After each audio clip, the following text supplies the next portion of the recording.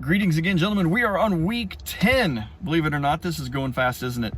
Week 10, praying and fasting for your family. Hopefully you've been walking through the process here of praying and fasting for your wives, learning how to pray over your wives out loud, learning how to pray the scriptures back to God during your time so that you're not saying the same old things about the same old things in the same old ways.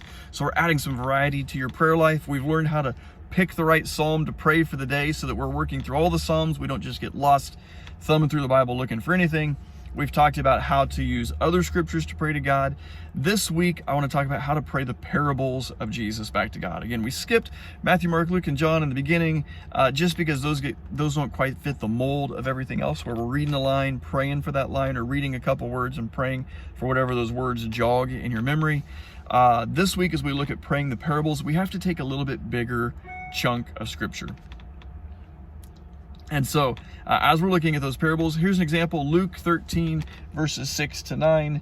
The parable says this: a man had a fig tree. By the way, this is a big parable to me. This is what brought me to faith, in case you were curious. A man had a fig tree planted in his vineyard, and he came looking for fruit on it and found none.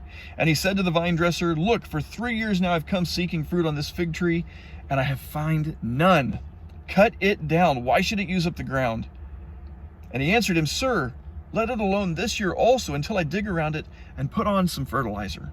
Then if it should bear fruit next year, well and good. But if not, you can cut it down." So as we're praying that scripture, this was the prayer that scripture brought to my mind when I first got saved. This was the night I got saved. I read that and went, "God, I've never borne good fruit. Jesus, I don't know if you're real or not, but if you're real, and if you can fix my life, help me bear fruit, I'll do whatever you want, whether I live a day, a week, a month, or 100 years, I'm yours."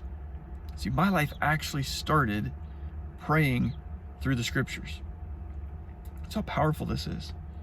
And so read a parable and then pray about what comes to mind. God, help me to bear more good fruit. Help me to bear good fruit. Help my kids to bear fruit. God, I pray for this person I've been working with at work who is not a believer, and he's just wrecking his life. God, I pray that you would dig around him and fertilize him this year. God, you would allow me to speak life and truth and nourishment into him this year. God, that he would bear good fruit and his soul would be saved as well.